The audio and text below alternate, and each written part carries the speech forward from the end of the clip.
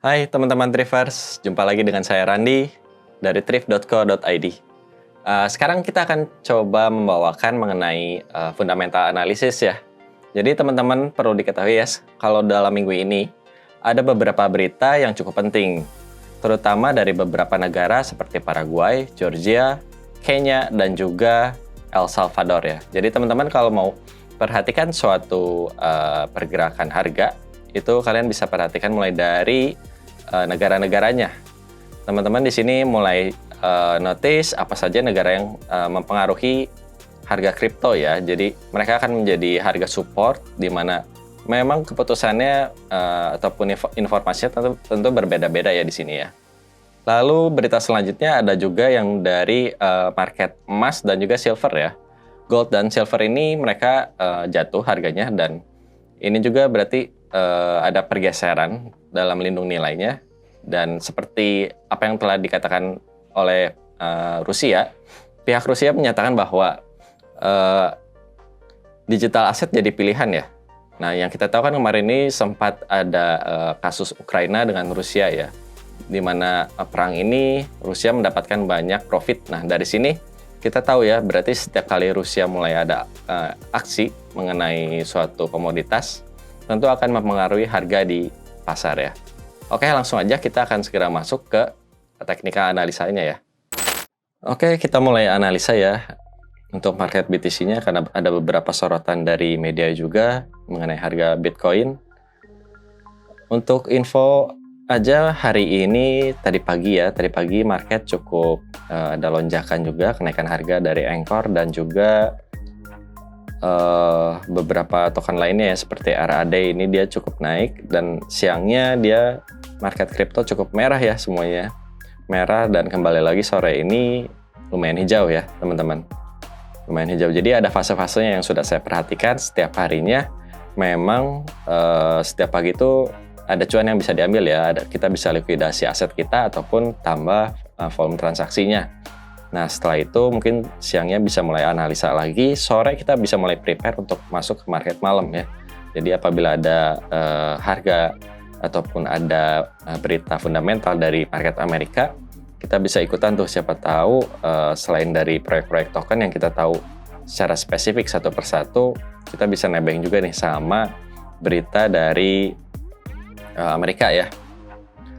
Lalu kita coba lihat ya. Nah, ini sekarang market Bitcoin-nya cukup sideways ya, walaupun sedikit ada kenaikan harga ya. Di sini dia sudah bikin tren naik, lalu gagal naik di level 23.274. Karena marketnya cukup sideways, jadi kita coba masukkan pivot point ya.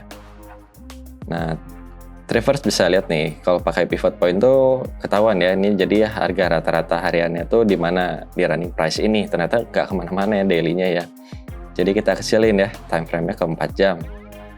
Untuk para trader, nah ini pivot point-nya, oh ternyata dari pivot point sudah mencapai ke resisten, menuju resisten 1 di 21.000. Ini time frame 4 jam. Tapi saya masih tetap pede di yang daily karena kita harus membaca cukup jauh ya. Jadi satu garis ini saya tandain. Mulai dari yang sini sampai sini itu 7 hari. Biasanya 7 hari. Nah, ini kalian bisa lihat ya range-nya. Nah, ini yang daily-nya. Nah, yang tadi 4 jamnya seharusnya 7 hari. Oke. Nah, kelihatan ya 6-7 hari di sini, lalu mereka akan buat yang namanya resistance 1, 2, 3, 4 dan support 1, 2, 3, 4 yang berbeda dari 7 hari sebelumnya. Kalian bisa lihat ya. Nah, teman-teman, kita tunggu nih harga di minggu ini sampai bisa mencapai resistance satunya periode di 15 Agustus sampai 22 Agustus. Ya, karena resisten pertamanya di time frame yang ini sekarang sudah menjadi resisten 4 ya untuk di 7 hari ke belakang. Otomatis di 7 hari ke depan atau minggu depan kita ingin supaya ada harga pembukaannya lebih tinggi daripada pivot point yang sekarang ya, running price ini. Nah, untuk market yang sideways ini kita pakainya pivot point, lalu tambahannya kita bisa pakai juga MACD ya. Atau mungkin teman-teman ada yang lebih suka pakai stokastik ya untuk market sideways. MACD ini sinyalnya nggak terlalu kelihatan kalau marketnya gini ya. Nah, sebetulnya ini sudah mulai bullish ya. Jadi beberapa tanda signal ini yang di atas garis, kalau teman-teman lihat ini, dia sudah berada di atas garis equilibriumnya ya. Garis atasnya sudah punya sinyal naik, otomatis ini masih uptrend, walaupun harganya berada di bawah harga yang sebelumnya ya. Jadi unrealized profitnya memang masih cukup tinggi ya. Kita lepas dulu ya. Nah, seperti ini ya. Kita lihat tren kemarin ini memang sudah break ya. Nah, ini trend line yang kita tarik. Sudah break di harga 21.500 ya.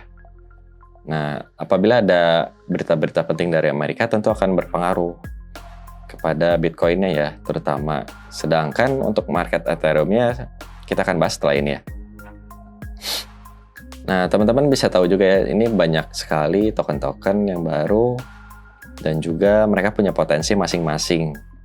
Nah, secara berita fundamentalnya juga memang ya hampir 1.000 token setiap harinya masuk itu ke market kripto bermacam-macam ya dari seluruh dunia, entah itu kategorinya berdasarkan proof of work ataupun proof of stake. Nah, sekarang kita lihat dulu nih areanya kira-kira sama nggak ya. Volumenya kita hilangin dulu. Kita akan pakai Fibonacci ya. Fibonacci-nya biasa kita tarik misalkan dari bulan Juni, Juli, Agustus. Berarti dari atas lagi sedikit. Dari sini sampai Agustus. Ya teman-teman bisa dilihat ya. Ternyata kita masih di bawah level 23, di mana pantulan bolak-balik itu biasanya di level 38 ya. Sedangkan bullishnya itu di level 50 ataupun di atas level 50 ini ya.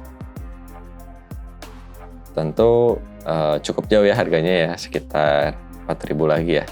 Tapi kita juga harus antisipasi market bearish ya. Apabila terjun terus atau break level 20.000 ini, harga 20.000 tentunya kita harus siap supportnya berdasarkan indikator yang tadi ya, pivotnya ya. Walaupun secara pivot belum ada harga di bawah itu. Ataupun previousnya bisa dibilang cukup jauh kalau kita lihat support resisten yang sebelumnya ya. Di harga-harga awal di mana Bitcoin berdiri ya. Jadi kita bisa lihat, nah ini ada bantuannya. Di 500, lalu ada di 5.500, ini yang lebih dekatnya lagi di 11.000. Di 17.000, 9.000. Kita antisipasi terjauhnya ini support 3 dari yang sebelumnya itu ada di 10.900 ya. Tapi semoga tidak jatuh sedalam itu ya. Karena potensi untuk naiknya semakin padatnya ini range support 1, 2, 3, 4 setiap time frame ya. Setiap garis period separator ini 1, 2, 3. Semakin padatnya mereka, tentu semakin kuat tahanan di situ ya, harga supportnya. Oke, teman-teman udah tahu ya dari sini sebetulnya harga resisten 1, 2, 3-nya, target-target terdekatnya. Mungkin ada yang bisa hold dulu, wait and see. Untuk akumulasi tetap disarankan dollar cost averaging ya, jadi kalian bisa mulai melakukan pembelian rutin untuk investasi dan tabungan masa depan. Next, kita masuk ke Ethereum. Nah, ini Ethereum-nya. Ethereum-nya memiliki grafik yang sama tapi dengan kedalaman yang berbeda ya. Sekarang running price-nya di 1.595 dengan volume tertingginya ini di 13 Juni. 13 Juni dia punya harga jatuh ya, yang kemarin saya tandain ini ya sebetulnya. Ini harganya dari sini sampai sini. Nah, lalu kita bisa lihat juga Bollinger-nya ya. Bollinger Band-nya tetap kita pantau, kita awasi. Ya, targetnya 2.000 sesuai dengan fundamental ya. Jadi kita bisa mengejar harga ke $2.000 lagi ya. teman-teman mulai bersabar. Semoga besok pembukaannya itu di atas harga 1.600 ya. Jadi optimis itu di atas middle Bollinger Band ya, atau yang merah ini. Kalau dia tembus di atas itu open candle, nggak hanya tembus ya, nggak hanya break, tapi open candle di atas 16.50 ya. Tentu dia akan mengejar harga 19.30, yaitu kisaran 2000-an yang kemarin ya. Nah, dari sini kita bisa lihat ternyata downtrend yang saya lingkar ini areanya di tanggal 3 Juni sampai dengan 16 Juni itu sudah terpecahkan atau sudah dibalas lagi ya. Walaupun sebelumnya sudah mencapai, tapi ini hanya sesaat, cuman beberapa hari ke atas, 1, 2, 3, dan 4 ya. Dan dibalas lagi dan penurunannya lebih dari 4 hari ya, sampai harga sekarang ini. Nah, teman-teman tetap waspadai ya, di sini supportnya. Kita pakai support biasa aja. Nah, ini trend line biasa, lalu mungkin tambahannya untuk yang ingin menentukan di mana memakai stop loss atau taking profitnya bisa mengikuti parabolic SAR ya. Nah, ini sebentar lagi kena nih, birunya sudah sangat dekat ya teman-teman ya. Kalau ini kena, dia garis parabolik ini dia akan turun ke bawah, otomatis ini akan uptrend. Jadi sebetulnya yang lebih optimis yang Ethereum ya sekarang. Jadi siapa tahu altcoinnya semua ada yang ke bawah untuk lebih recovery lebih cepat, dan Bitcoinnya segera menyusul dengan beberapa optimisme dari negara-negara yang menerima kripto khususnya Bitcoin ya. Oke, kira-kira dari saya segitu dulu. Terima kasih teman-teman semuanya. Salam sehat.